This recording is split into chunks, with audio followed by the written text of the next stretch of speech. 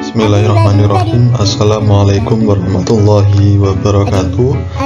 Alhamdulillah, pada kesempatan hari ini saya akan memaparkan tugas mandiri saya dari mata kuliah kurikulum dan pembelajaran yang diampu oleh Ibu dosen Ibu Maftuha MPDI. Sebelumnya perkenalkan saya dari absen 43 yang bernama Eka Ana Mukhlas dengan nomor induk mahasiswa 18620522312 dari kejurusan Pendidikan Guru Madrasah Ibtidaiyah kelas 3C dari Fakultas Tarbiyah dan Ilmu Keguruan. Kali ini pemaparannya yang bertemakan mengidentifikasi komponen-komponen pengembangan kurikulum.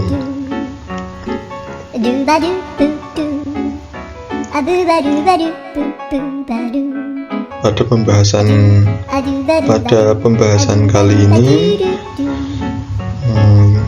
yang akan kita bahas, yang pertama adalah kurikulum sebagai sistem, yang kedua adalah komponen sebagai tujuan, yang ketiga komponen materi, yang keempat komponen strategi, dan yang terakhir yaitu komponen evaluasi. Dan yang pertama adalah kurikulum sebagai sistem.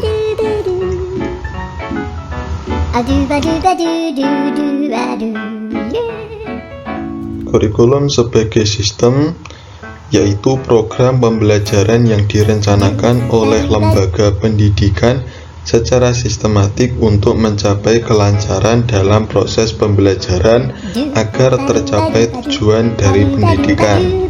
Dari menurut para ahli kurikulum yaitu menurut George A. Beckham 1976 hal 58-59, kurikulum sebagai bidang studi membentuk suatu teori yaitu teori kurikulum. Selain sebagai bidang studi, kurikulum juga sebagai rencana pengajaran dan sebagai suatu sistem kurikulum yang merupakan bagian dari sistem persekolahan. Yang kedua, menurut Prasono 2005, kurikulum merupakan gagasan pendidikan yang diekspresikan dalam praktik. Dalam bahasa Latin, kurikulum berarti track atau jalan pacu. Saat ini definisi kurikulum semakin berkembang, sehingga yang dimaksud kurikulum tidak hanya gagasan pendidikan, tetapi juga termasuk seluruh program pembelajaran yang terencana dari suatu institusi pendidikan.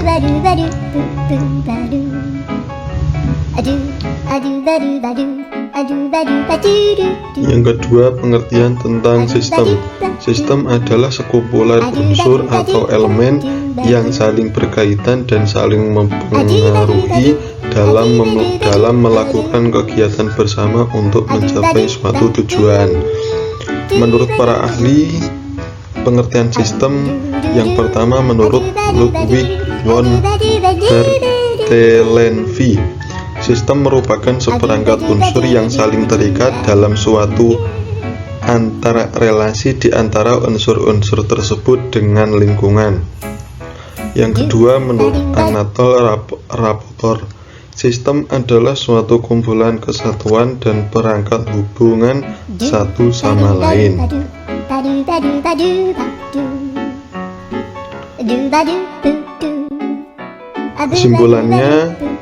Kesimpulannya tentang kurikulum sebagai sistem yaitu dari pengertian di atas. Tentang pengertian sistem ada satu makna yang bisa diambil, yaitu komponen yang mempunyai fungsi masing-masing. Seperti yang kita tahu, kurikulum mempunyai komponen-komponen yang mempunyai tujuan utama atau tujuan dari kurikulum tersebut. Karena komponen-komponen tersebut saling berkaitan dan menunjang untuk mencapai tujuan dari kurikulum, maka disebutlah kurikulum sebagai suatu sistem. Ada beberapa pendapat atau komponen dari kurikulum. Yang pertama pendapat Herrick 1950 dalam Taba 1962-425 mengemukakan 4 elemen kurikulum, yakni tujuan, mata pelajaran, metode, dan organisasi dan evaluasi. Yang kedua, Saiz 1976-295 mengatakan 4 komponen dasar kurikulum, diantaranya 1. Aims, goals, and objective. Yang kedua, contents. Yang ketiga, learning activities. Yang keempat, evaluation.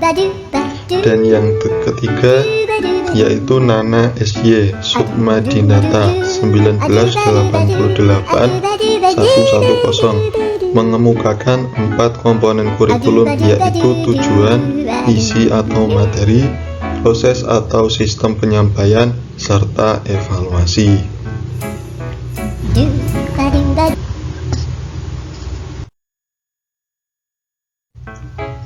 Memasuki pembahasan yang kedua, yaitu komponen tujuan.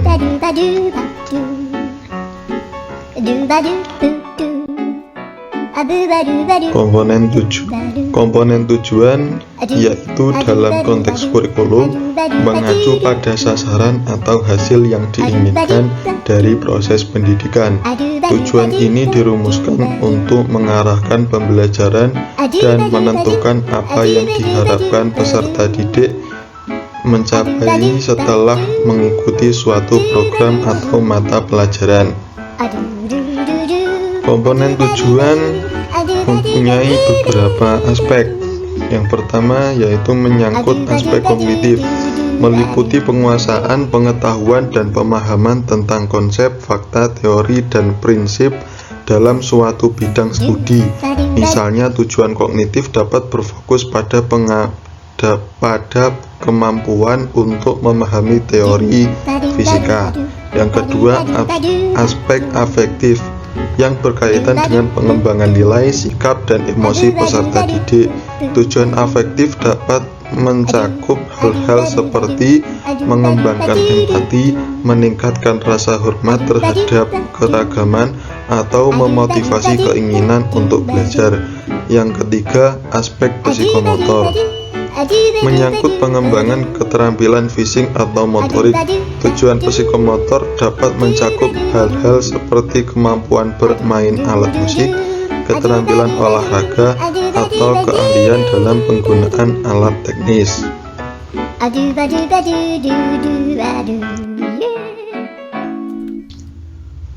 Dan yang pembahasan ketiga yaitu komponen materi.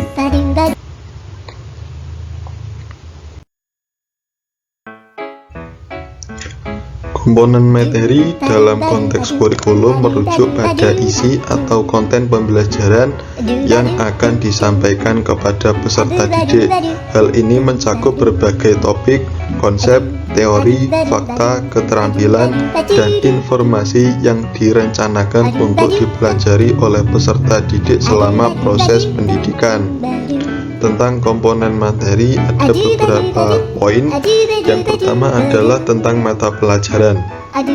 Materi dapat diklasifikasikan berdasarkan disiplin ilmu atau mata pelajaran tertentu seperti matematika, ilmu pengetahuan alam, dan bahasa Inggris. Yang kedua, topik dan konsep. Materi dapat terdiri dari berbagai topik dan konsep yang relevan dengan mata pelajaran tersebut. Misalnya, dalam mata pelajaran ilmu pengetahuan alam, materi bisa mencakup topik seperti ekosistem. Yang ketiga, keterampilan. Artinya selain pengetahuan, materi juga dapat mencakup pengembangan keterampilan kritis, kreatif, atau teknis. Misalnya dalam mata pelajaran seni rupa, materi mencakup teknis melukis atau menggambar.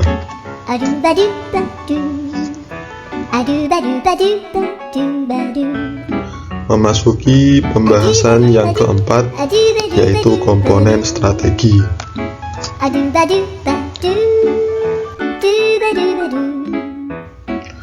Komponen strategi dalam konteks kurikulum merujuk pada metode, pendekatan, atau tindakan yang digunakan oleh pendidik untuk untuk menyampaikan materi pembelajaran kepada peserta didik. Strategi ini dirancang untuk memfasilitasi pemahaman, penghayatan, dan penerapan konsep-konsep yang diajarkan. Penggunaan strategi pembelajaran yang tepat dapat meningkatkan efektivitas proses pendidikan dan membantu peserta didik mencapai tujuan-tujuan pembelajaran. Strategi pembelajaran harus dipilih dengan mempertimbangkan tujuan pembelajaran, materi yang diajarkan, karakteristik peserta didik, dan lingkungan belajar. Penggunaan kombinasi strategi yang sesuai dapat membantu menciptakan pengalaman pembelajaran yang efektif dan bervariasi. Misalnya, yaitu pembelajaran kolaboratif, memungkinkan peserta didik untuk bekerja sama dalam kelompok atau tim untuk memecahkan masalah, berdiskusi atau menciptakan produk bersama. Pendekatan ini dapat mempromosikan keterlibatan aktif, pertukaran ide, dan keterampilan sosial.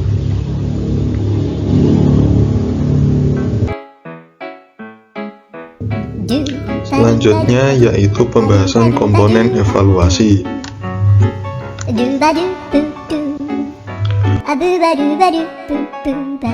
Komponen evaluasi dalam konteks kurikulum merujuk pada proses penilaian dan pengukuran untuk menentukan sejauh mana peserta didik telah mencapai tujuan-tujuan pembelajaran yang telah ditetapkan.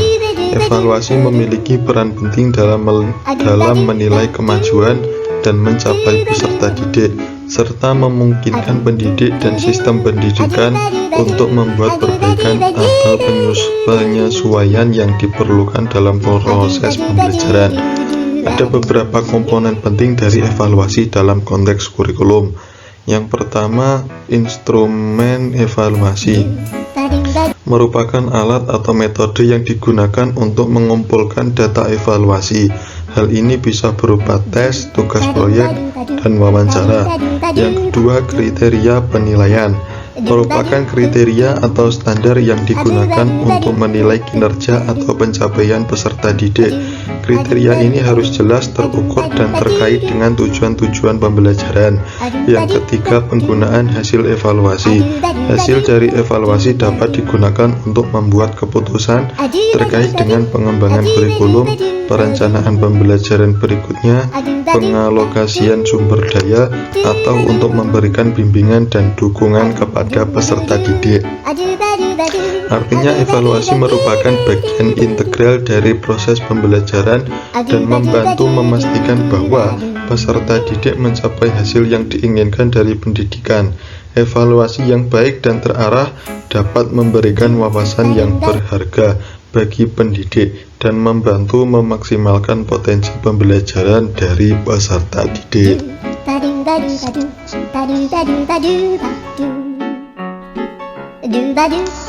Itulah pemaparan tugas mandiri saya yang bertemakan mengidentifikasi komponen-komponen pengembangan kurikulum. Akhirul kalam, wassalamualaikum warahmatullahi wabarakatuh.